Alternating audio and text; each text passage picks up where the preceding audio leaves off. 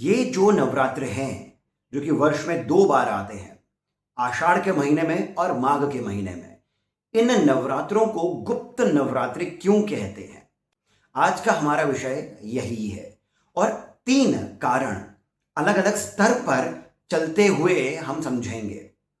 क्योंकि जब तक हम ये नहीं समझेंगे कि इन नवरात्रों को गुप्त क्यों कहते हैं, तब तक हम उन सभी वीडियोस, हम उन सभी आर्टिकल्स, उन सभी बातों पर हम विश्वास कर लेंगे जो कहते हैं कि यार ये जो नवरात्र है ना, इनमें इन देवी की उपासना नहीं करनी चाहिए, ये मंत्र नहीं करने चाहिए, ये स्तोत्र नहीं करने चाहिए, ऐसा कर लोगे तो वैसा हो जाएगा, वैसा कर लोगे तो ऐसा हो जाएगा।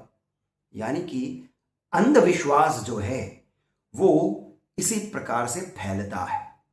समझना आवश्यक है कि तात्विक बात क्या है और इसका उद्देश्य, इस चलचित्र का उद्देश्य कोई कुछ प्रकार के लोगों को हम झूठा साबित करें, वो कदापि नहीं है। ऐसा बिल्कुल भी नहीं है। इस वीडियो का, इस चलचित्र का उद्देश्य केवल यही है कि हम नवरात्रों का जो पूरा पर्व है उसकी गहराई को समझें, इसका जो तात्विक अर्थ है उसको समझें। एक बार वो समझ लिया तो बाकी जितने भी बातें हैं वो अपने आप ही अनायास ही वो हट जाती हैं। उद्देश्य ये है। तो अब हम सीधा से बात करते हैं कि नवरात्रे होते कितने प्रकार के हैं, नवरात्रे होते ही क्या हैं और फिर गुप्त इसमें क्या है। नवरात्रे 4 होते हैं। अब ये कुछ बेसिक बातें हैं जो अधिकांश व्यक्तियों को पता ही होगी, मगर फिर भी हम थोड़ा सा और इसको अधिक गहराई में समझ लेते हैं। नवरात्रि 4 होते हैं जो वर्ष भर में आते हैं, यानी 9 दिन के ये पर्व आते हैं। एक हो जाती है चैत्र, जिससे कि हमारा संवत्सर आरंभ होता है। चैत्र, फिर आता है आषाढ़। चैत्र यानी कि मार्च के महीने में आ जाता है, मार्च अप्रैल के महीने में, फिर बाद में आ जाता है आषाढ़ यानी जुलाई के महीने में, फिर आ जाता है शारदीय यानी अक्टूबर के आसपास में, और फिर बाद में आ जाता है माघ यानी कि जनवरी के आसपास में।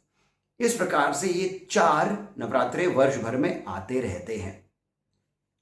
ये 9 दिन जो हैं ये एक प्रकार का पोर्टल सा खुलता है, एक प्रकार का ये ट्रांजिशन होता है, ना केवल मौसम का, ये ट्रांजिशन होता है पृथ्वी की ऊर्जाओं का भी। जो ऊर्जाएं खगोलीय हैं उनका ट्रांजिशनल फेज होता है। यानी इस समय जो धरती के ऊपर एक परत होती है वो हल्की सी खुलती है, हल्की सी पतली होती है, जिससे कि जो खगोलीय ऊर्जाएं हैं वो अधिक आती हैं धरती पर।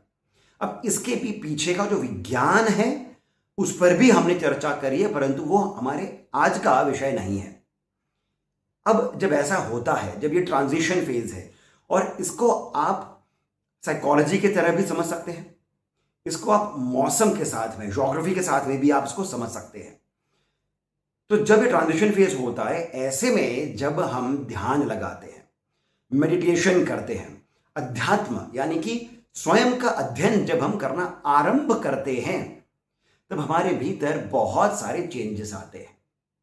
मंत्रों का जाप, स्तोत्रों का पाठ, ये भी उसी अध्यात्म को चलायमान, गतिमान करने के लिए होता है। तो जब आपका साइकिल चलता है 9 दिनों में, उसके बाद आप इसे और कंटिन्यू करते हैं, क्योंकि कंटिन्यू करना अधिक आवश्यक है।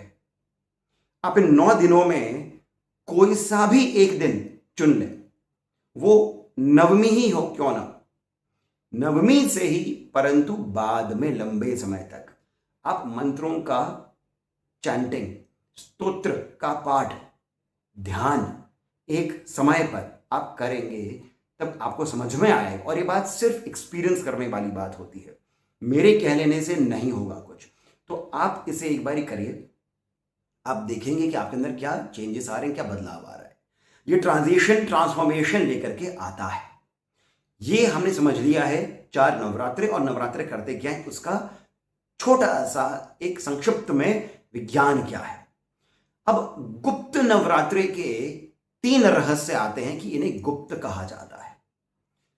पहला तो ये कि जो शास्त्र हैं, विशेषकर जो तंत्र के शास्त्र हैं, उनमें ये कहा गया है कि ऐसे मंत्रों को, यानी कि जो कि बहुत प्रबल होते हैं, किसी के सामने नहीं बताना चाहिए।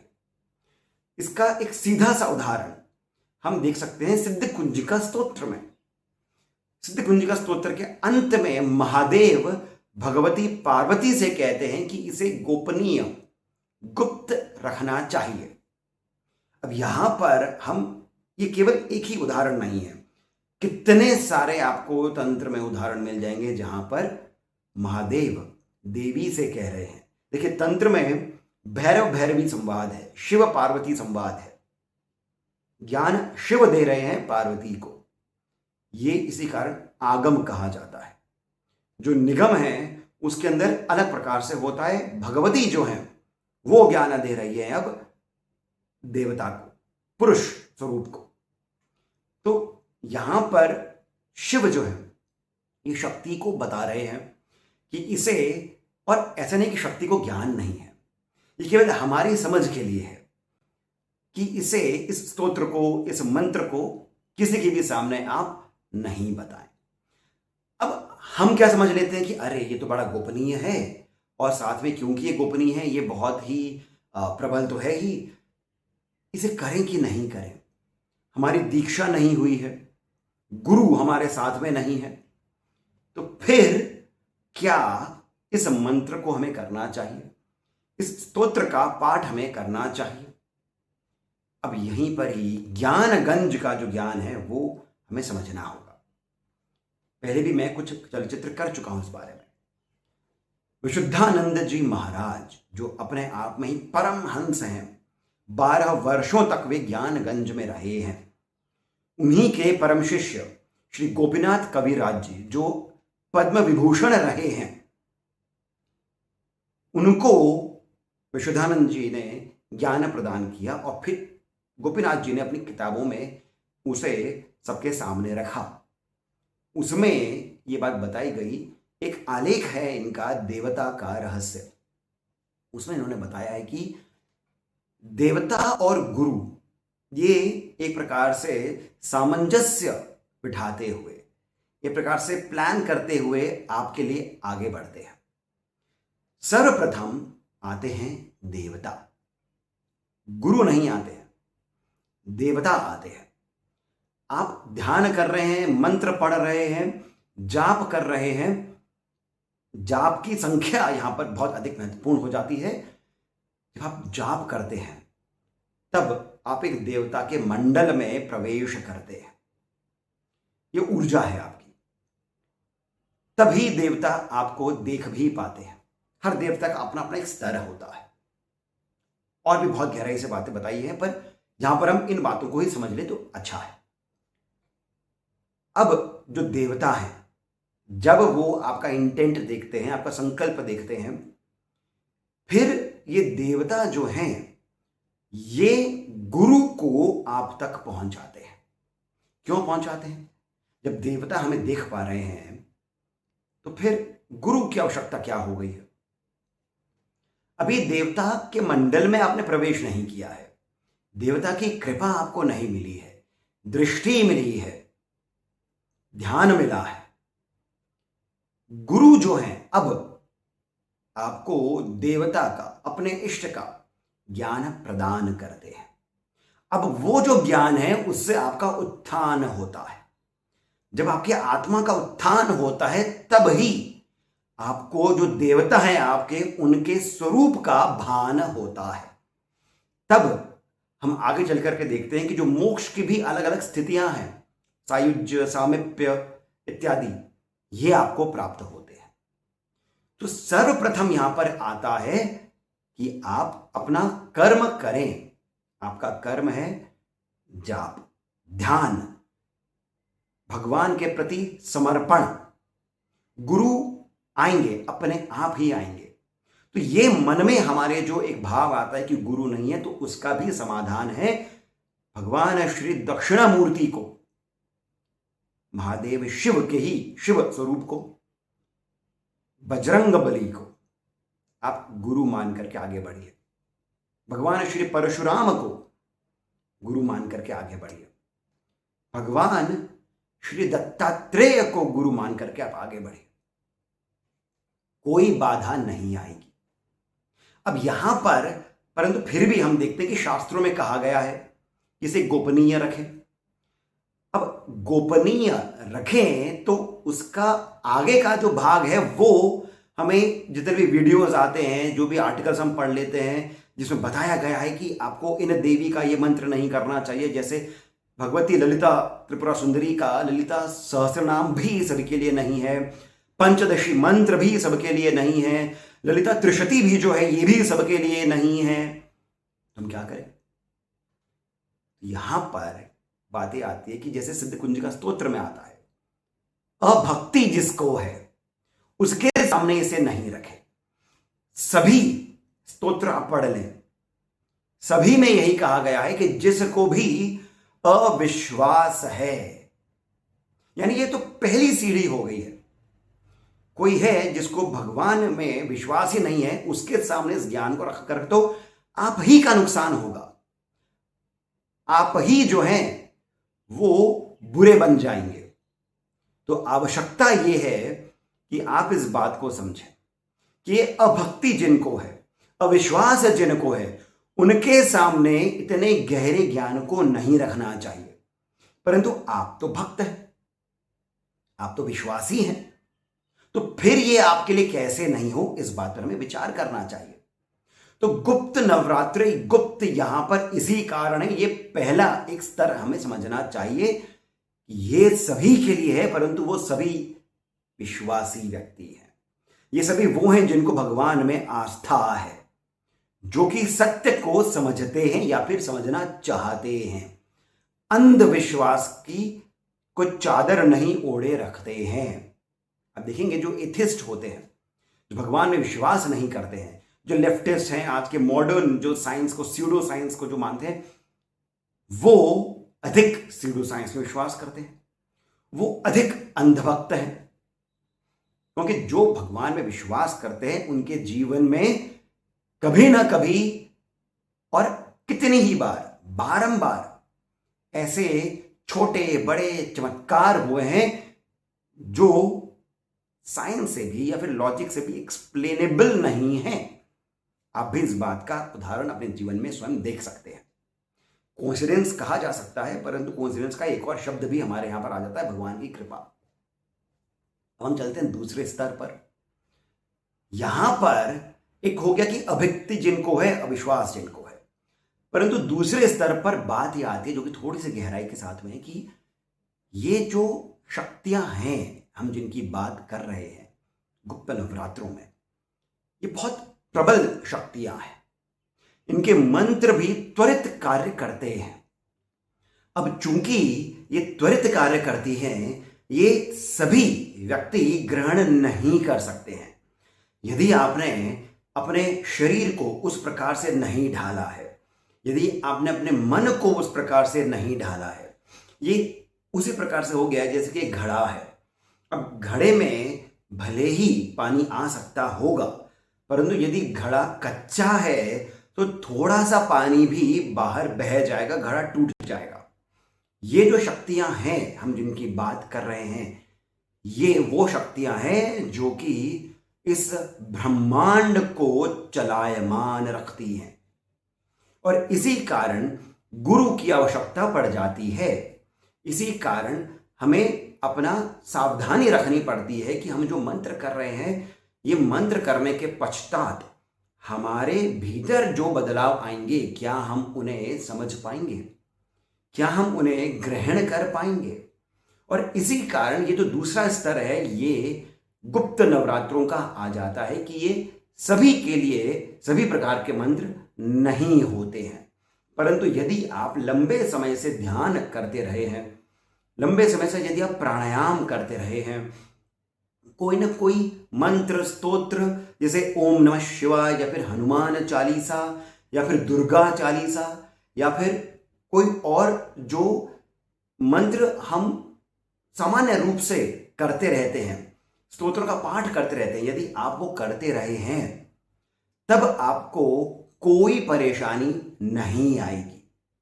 अब तीसरा स्तर, और ये सबसे अधिक गहरा है, इसके दो विभाजन हम देख लेते हैं। एक ये हो गया है कि जो गुप्त नवरात्र हैं ये अन्य नवरात्रों से अलग होते हैं। अभी तक हमने देखा कि गुप्त नवरात्रों के ही बारे में हमने बात करी है। अब हम बात कर रहे हैं इसको कंपेयर करके दूसरे नवरात्रों के साथ में। जो शारदीय नवरात्र हैं या फिर जो चैत्र नवरात्र हैं, इनमें हम राष्ट्र जागरण की बात करते हैं, राष्ट्र शक्ति की बात करते हैं। सामाजिक स्तर पर हम शक्ति के उत्थान की, जागरण की बात करते हैं। यह बहुत आवश्यक हो जाता है। एक राष्ट्र के रूप में, समाज के रूप में, वो जो राष्ट्र चेतना है, वो जो राष्ट्रीय शक्ति है, उसका जागरण होना आवश्यक होता है। और इसी कारण नवरात्रों में आप देखेंगे कि पांडाल लगते हैं, आप देखेंगे कि देवी की मूर्तियां लगती हैं, प्रतिमाएं लगती हैं, जहां पर एक जनसाधारण जाकर के माथा टेकता है, पूजा करता है। वो इस प्रकार की जो जागरण जो रहता है, रात भर 9 दिन सभी लोग उसमें आते हैं और भक्ति भाव से बैठ करके शक्ति की पूजा करते हैं। तो इस सामाजिक रूप से ये होना बहुत आवश्यक होता है।